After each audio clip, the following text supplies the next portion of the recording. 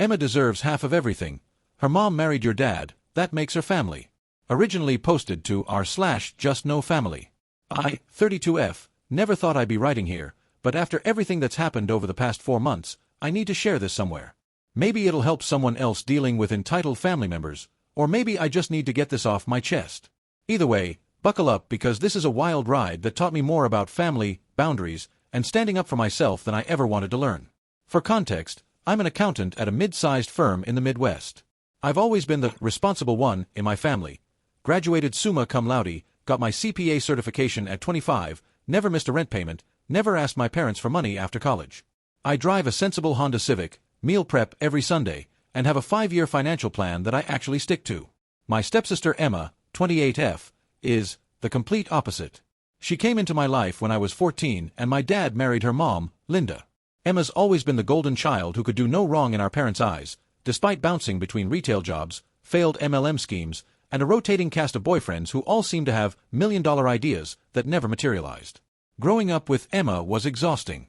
While I was studying for AP exams, she was throwing parties when Linda was out of town. While I worked 3 jobs to pay for college, she dropped out after 1 semester because formal education stifles creativity. While I was building my career, she was building a following on social media as a lifestyle influencer with 2,000 followers and no actual influence. But somehow, in my dad's eyes, Emma was just finding herself, while I was too uptight and needed to loosen up. 6 months ago, my great-aunt Margaret passed away.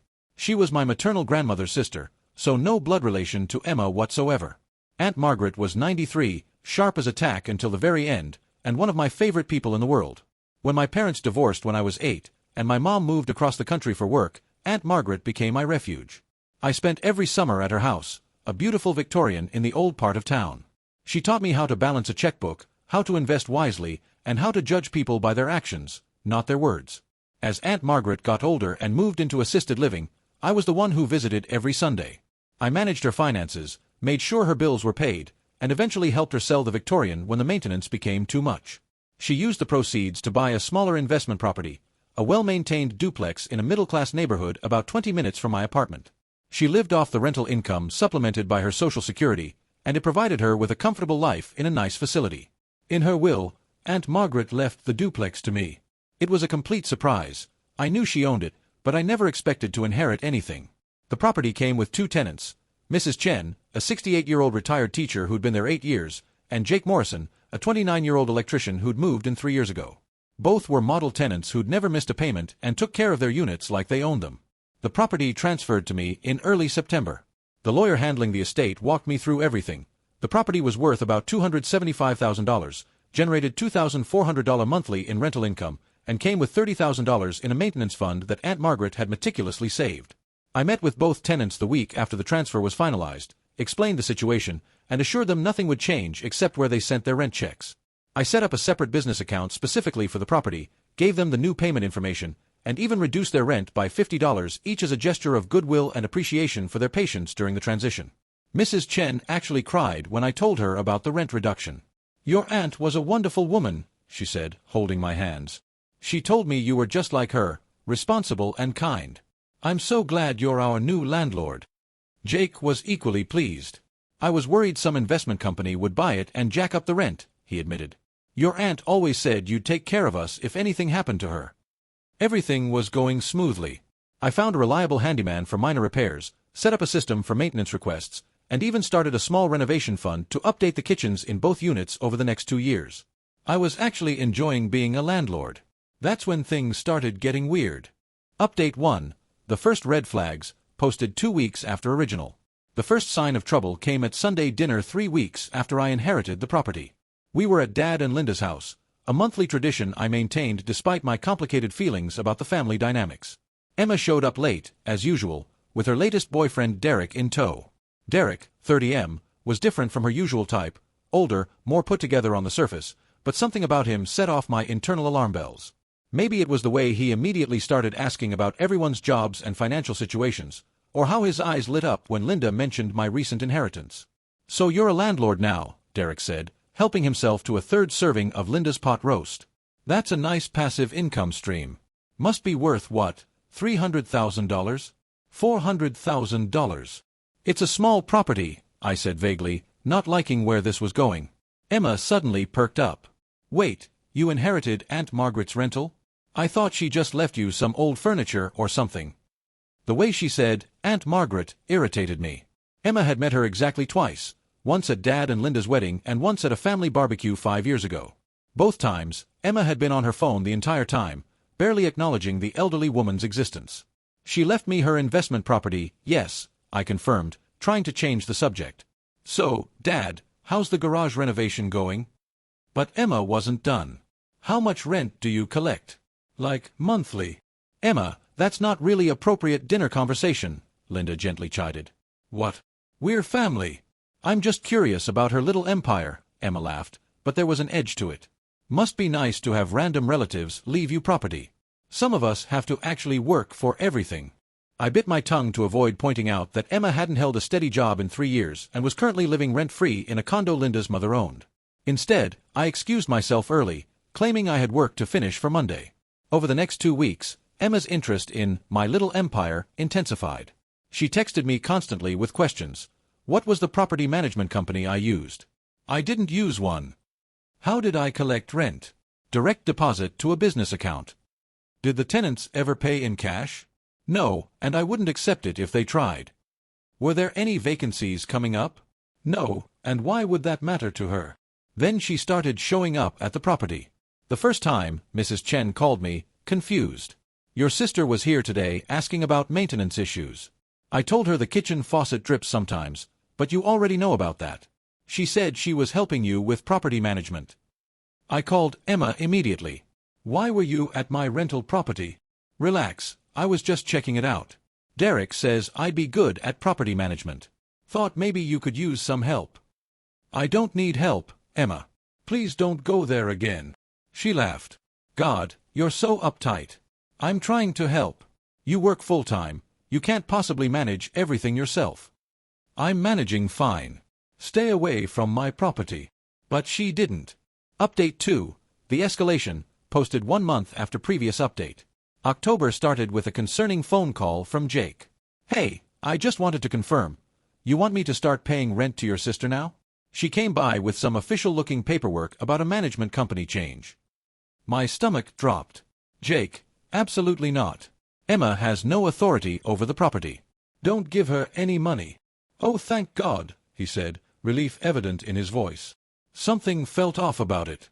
She was really pushy, said there was a new city ordinance about property management and that family members had to be officially designated as co-managers for tax purposes. That's completely made up.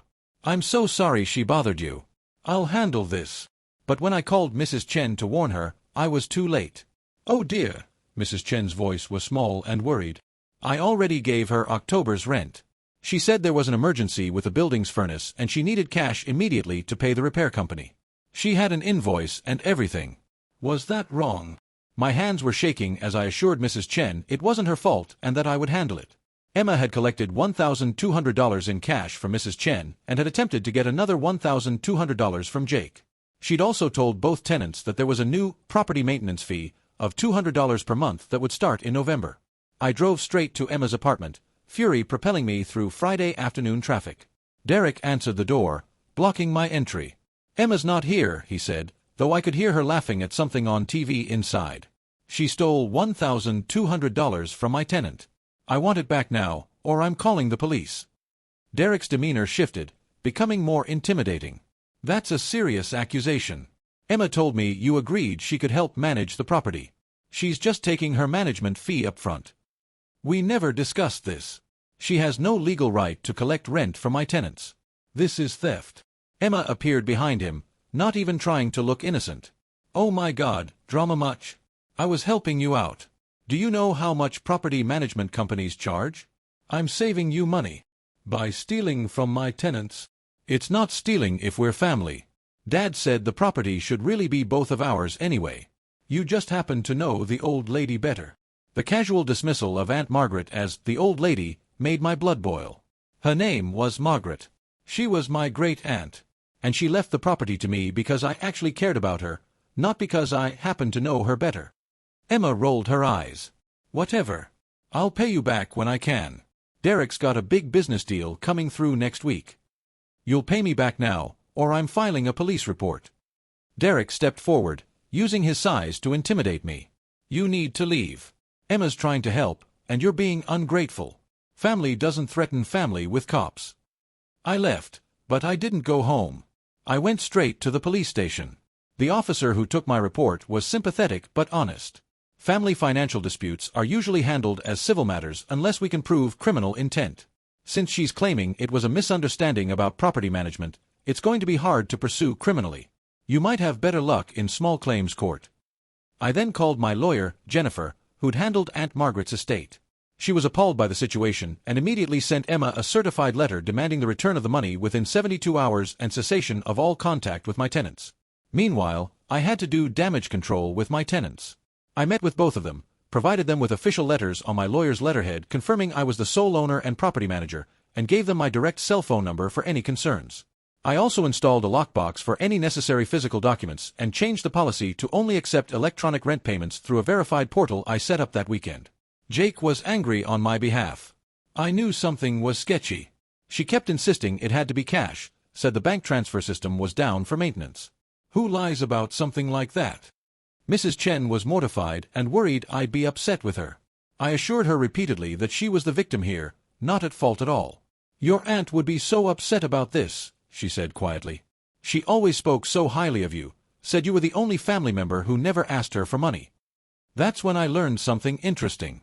Apparently, Emma had visited Aunt Margaret several times in her final year, always with sob stories about needing money for rent, car repairs, or medical bills. Aunt Margaret had seen right through her and never gave her a cent, but it explained why Emma felt entitled to the property now. The 72 hours came and went with no response from Emma. Instead, the harassment started. Update 3. The restraining order, posted 3 weeks after previous update. The harassment began with texts from Emma. You're tearing this family apart. Dad's so disappointed in you. Linda cries every night because of what you're doing to me. I was just trying to help and you're treating me like a criminal. Then Derek joined in from his number. Emma's having panic attacks because of you. You're going to regret this. Family is supposed to support each other. That property should be both of yours. Then came the unknown numbers, obviously burner phones or apps. The messages from those were more threatening. We know where you live. Your tenants won't stay long once they know what kind of person you are. Accidents happen at rental properties all the time. You can't watch the building 24/7. I documented everything, screenshots saved in multiple places. Jennifer, my lawyer, was building a file for both a civil case and potential criminal harassment charges. The physical stalking started the second week of October. I noticed Derek's car parked outside my office building 3 days in a row. He never came in, just sat there, watching. Security footage showed him taking pictures of my car, my license plate, and me walking to and from the building. Then he escalated to direct confrontation. I was leaving my Thursday evening yoga class when he cornered me in the parking lot. It was 8:30 p.m., dark, and the lot was nearly empty. My hand was already on my phone, ready to call 911. We need to talk, he said, blocking my path to my car. Move away from me right now, Derek. Not until you listen. Emma's pregnant. We need that money for the baby. You have a good job, a steady income. You don't need the rental money. Don't be selfish. I almost laughed at the obvious lie. Emma had been posting Instagram stories from wine tastings and cigarette breaks all week. Move away from my car, or I'm calling the police. You think you're so much better than everyone else, don't you? With your fancy job and your inherited property. Emma deserves half of everything. Her mom married your dad. That makes her family. That's not how inheritance law works. Aunt Margaret wasn't related to Emma or Linda. Now move. His face grew red, and he punched the hood of my car, leaving a visible dent. You're going to regret this. Emma knows people. Your tenants might start having problems. Broken windows, vandalism, maybe some code violations called in. Would be a shame if you lost that rental income. I held my phone up, showing that I was recording. You just threatened me and damaged my property on camera. Move now, or I'm calling 911. He spit on my windshield before finally walking away. This isn't over. I drove straight to the police station and filed for an emergency restraining order. With the recording, the text messages, and the documentation of Derek's stalking, it was granted immediately. The permanent hearing was scheduled for 2 weeks later. I also had to warn my tenants. I installed security cameras at the property that weekend, with Jake's help since he knew what he was doing. Mrs. Chen was frightened but also furious. That girl pretended to be so sweet when she took my money. What kind of person does this? The next Monday, I got a call from my dad that broke my heart. How could you file a restraining order against Derek? He demanded. Emma's devastated. She hasn't stopped crying all weekend. Derek threatened me, Dad. He damaged my car. He's been stalking me. He was trying to talk sense into you. You're destroying this family over money. Is that what Aunt Margaret would have wanted? Aunt Margaret specifically told me before she died that Emma had come begging her for money multiple times and she didn't trust her. She left me the property because she knew I'd take care of it. That's a lie. Emma barely knew Margaret. Exactly, Dad. Emma barely knew her but still felt entitled to her money. And now she feels entitled to mine. It should be both of yours. You girls are sisters. We're not sisters, Dad. We're two adults who happen to live in the same house as teenagers. And one of us is a thief. He hung up on me. Update 4. The court battles, posted 6 weeks after previous update. The restraining order hearing was November 1st. I'd hired Jennifer to represent me, even though it wasn't strictly necessary, because I wanted everything done properly. Emma and Derek showed up with a budget lawyer who looked like he'd rather be anywhere else. Emma had undergone a complete transformation for court. Gone were the ripped jeans, excessive makeup, and visible tattoos. She wore a conservative navy dress, minimal makeup, and had her hair in a neat bun. Most notably, she was sporting a small but visible baby bump. Derek was similarly transformed, clean-shaven, wearing an ill-fitting but clean suit, and maintaining what he probably thought was a respectful expression but came off as constipated. Their lawyer argued that this was a family misunderstanding that had been blown out of proportion. He claimed Derek was simply trying to mediate a family property dispute and that I had misinterpreted his passionate communication style. Jennifer systematically destroyed their defense. She played the parking lot recording, where Derek's threats were clear and unambiguous. She showed the security footage from my office building of Derek grabbing my wrist. She presented the 63 text messages from various numbers, all traced back to phones associated with Derek or Emma. She showed photos of the dent in my car hood. Then came the character witnesses. Jake testified about Emma's attempt to collect his rent with fraudulent documents. Mrs. Chen, bless her heart, had taken the day off to testify about how Emma had manipulated her into giving her cash. My office building security chief testified about Derek's suspicious behavior and subsequent ban from the premises. The judge granted the permanent restraining order for 1 year. Derek was ordered to stay 500 feet away from me, my home, my workplace, and the rental property. He was also barred from contacting me through third parties, which explicitly included Emma. Emma lost it. This is my family. You can't keep me from my family. I'm pregnant. You're stressing me out and endangering my baby. The judge calmly informed her that violating the order through Derek would result in his immediate arrest and potential jail time. He also noted that if she was truly pregnant, she should focus on preparing for motherhood rather than harassing family members. Outside the courthouse, Linda approached me while Emma and Derek were conferring with their lawyer. I'm sorry, she said quietly. I know Emma took that money. I found the cash in her closet along with a fake property management company stamp she'd had made.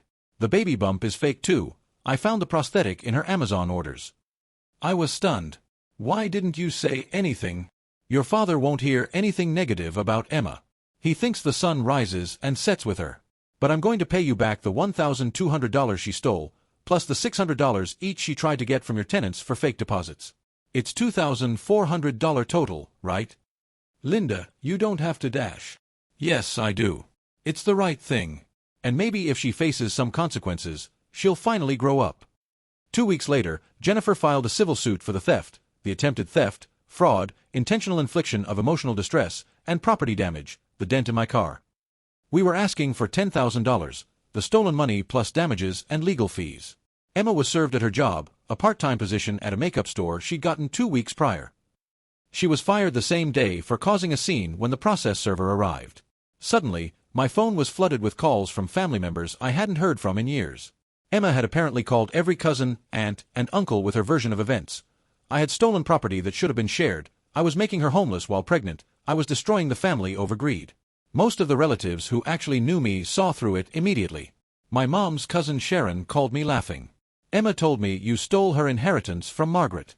I had to remind her that Margaret was your great-aunt, not hers. The girl hung up on me. But some of Dad's side of the family bought into it. I received several angry messages about family loyalty and sharing blessings. I ignored them all. The civil case never made it to trial. Linda made good on her promise and paid the $2,400 Emma had stolen. She also convinced Emma to sign a legal document acknowledging she had no claim to the property and would cease all contact with my tenants. In exchange, I dropped the civil suit, though the restraining order remained in effect. Update 5. The Aftermath, posted 2 months after previous update. It's been 2 months since everything was resolved legally, and I finally feel like I can breathe again. Here's where everyone stands now. The property is thriving. Mrs. Chen and Jake have been absolute angels through this entire ordeal. Not only did they never blame me for Emma's actions, but they've also become even better tenants if that's possible. Jake helped me install a complete security system at his cost for labor, and Mrs. Chen has started maintaining the small garden in front of the building. The property actually looks better than it has in years. I ended up hiring a part-time property management assistant, a retired contractor named Bill who handles maintenance calls and coordinates repairs. He charges a very reasonable rate, and it gives my tenants someone local to contact for emergencies. I still handle all the financial aspects and maintain relationships with the tenants myself. Emma and Derek moved to Arizona last month. According to Linda, Derek's cousin offered him a job in construction, and they needed a fresh start. The fake pregnancy mysteriously ended in a miscarriage right before they moved, though Linda confirmed Emma was never actually pregnant. The restraining order is still in effect and will transfer to Arizona if needed. Before they left, Emma sent one final message through Linda: "Tell her I hope she's happy destroying our family." Linda didn't pass along the message for weeks. When she finally told me, she added, "I told Emma that she destroyed the family herself when she chose to steal from you. She didn't take it well." Speaking of Linda, she and I have developed an unexpected friendship. She comes over for coffee every other Sunday, and we talk about everything except Emma. She started therapy to work on her enabling behaviors and has made remarkable progress. She recently told me, "I spent so many years making excuses for Emma, thinking I was helping her. I see now that I was just preventing her from facing consequences and growing up." My relationship with my dad remains strained. He eventually acknowledged that Emma might have made some mistakes, but still maintains I could have handled it better. He can't seem to accept that Emma committed actual crimes: theft, fraud, harassment. In his mind, it's still just a misunderstanding between sisters. We talk once a month now, usually short calls about safe topics like his golf game or the weather. He occasionally mentions Emma, how she's doing great in Arizona, or really maturing. I gray rock these conversations, giving minimal responses and changing the subject. I've accepted that our relationship will never recover fully, and I've made peace with that. The financial impact has been interesting. With the property generating steady income and my regular salary, I've been able to accelerate my financial goals. I've increased my emergency fund to 6 months of expenses, started a separate fund for property improvements, and even begun looking at potentially buying a second rental property. Aunt Margaret's gift has truly been life-changing. But the biggest change has been in me. I used to be the person who avoided conflict at all costs, who would rather eat a loss than make waves. This situation forced me to stand up for myself, to set boundaries, and to enforce them even when it was uncomfortable. I've been seeing a therapist to work through the family trauma and guilt, and she's helped me understand that keeping the peace isn't worth sacrificing my security, safety, or self-respect. "Your father's inability to see Emma's faults isn't your burden to carry," my therapist told me. "You're not responsible for managing his emotions or fixing his relationship with reality." I've also learned to trust my instincts. Every red flag I noticed about Derek, every uncomfortable feeling about Emma's sudden interest in the property, they were all valid. I just wish I'd acted on them sooner. The tenants and I have actually become friends through this ordeal. We had a small barbecue at the property last month to celebrate the installation of new security lights. Mrs. Chen made her famous dumplings, Jake grilled burgers, and I brought a cake that said, "Good riddance to bad rubbish," Mrs. Chen's suggested message, which made us all laugh. Jake told me that day, "You know, your aunt would be proud of how you handled everything. She always said you had a spine of steel, just needed to learn to show it." Mrs. Chen nodded. "Margaret used to worry about you being too nice, letting family take advantage. She'd be so pleased to see you standing strong." Their words meant more to me than any apology from my dad ever could. Last week, I received an unexpected call from Jennifer, my lawyer. Another one of her clients, an elderly woman with rental properties, needed someone trustworthy to manage her holdings as she moved into assisted living. She'd asked Jennifer for a recommendation, and Jennifer thought of me. "You've shown you can handle difficult situations with grace and legal precision," Jennifer said. "Plus, your tenants rave about you. It would be a paid position, part-time, managing 4 properties. Interested? I start next month." It's funny how standing up to Emma's attempted theft has opened up a new career path I never expected. I've also been documenting this entire experience in detail, keeping all records, texts, legal documents, and recordings. Partially for legal protection, but also as a reminder. A reminder that family isn't a free pass for abuse. That keeping the peace isn't worth sacrificing your security. That some people will take whatever you let them take, and then demand more. Emma hasn't contacted me directly since the restraining order, but I know from Linda that she tells people I stole her inheritance and turned the family against her. She's created an entire narrative where she's the victim of my greed and cruelty. I used to care about these lies, worried about what people would think. Now I realize that anyone who believes her version without questioning it isn't someone whose opinion matters to me. The property remains successful. I've implemented quarterly inspections, annual tenant appreciation gifts, and a responsive maintenance system that addresses issues within 24 hours. My tenants have both signed 2-year lease extensions at the same rate. They value stability and good management over saving a few dollars elsewhere. I've also started a small memorial garden at the property for Aunt Margaret. Nothing fancy, just some roses and a small bench with a plaque that reads, "In memory of Margaret Sullivan, who knew the value of hard work and the price of family." Jake and Mrs. Chen help maintain it, and sometimes I sit there in the evenings, thinking about how different my life would be if Aunt Margaret hadn't seen something in me worth investing in. The truth is, the inheritance wasn't just about property or money. It was about someone believing I deserved good things, that my years of responsibility and care mattered. Emma trying to steal that felt like she was trying to steal Aunt Margaret's final vote of confidence in me. That's what I can't forgive. Not the money, but the disrespect to Aunt Margaret's memory and wishes. Last month, I got a Facebook message from a mutual acquaintance who still follows Emma. Apparently, she started a new scheme in Arizona, some kind of wellness coaching pyramid scheme. She's posting about manifesting abundance and releasing toxic people who don't support your journey. The irony isn't lost on me. Derek is apparently working construction, but also trying to start a property investment consulting business. I forwarded this information to Jennifer, just in case they try to run similar scams on other people. She's made note of it and says it could be useful if they ever violate the restraining order or try to come after the property again. As I write this final update, I'm sitting in my home office, looking at the framed photo Aunt Margaret and I took at her 90th birthday party. She's smiling, her arm around me, looking directly at the camera with those sharp blue eyes that missed nothing. On the back of the photo, in her shaky handwriting, she'd written, "To my dear niece, remember that real family is chosen by actions, not blood. Love, Aunt M." She was right. Real family, the people who truly matter, are the ones who support you, respect you, and want what's best for you. Not the ones who feel entitled to what you've earned, who lie and steal and then play victim when confronted. Mrs. Chen and Jake, who stood by me during this ordeal. Linda, who chose truth over enabling her daughter. Jennifer, who fought for me in court. Bill, who helps me maintain the property. My therapist, who helps me maintain my sanity. These people are more family to me now than Emma ever was or my dad currently is. The rental property continues to generate steady income. I've upgraded both units' appliances, repainted the exterior, and improved the landscaping. The property value has increased by $15,000 according to recent comparables. Every improvement I make feels like a tribute to Aunt Margaret's trust in me. Next month will mark 1 year since Aunt Margaret passed. I'm planning to host a small memorial gathering at the property. Just Mrs. Chen, Jake, Linda, and a few of Aunt Margaret's old friends from her church. We'll share stories, tend the memorial garden, and celebrate a woman who knew the difference between real family and blood relatives who happen to share your last name.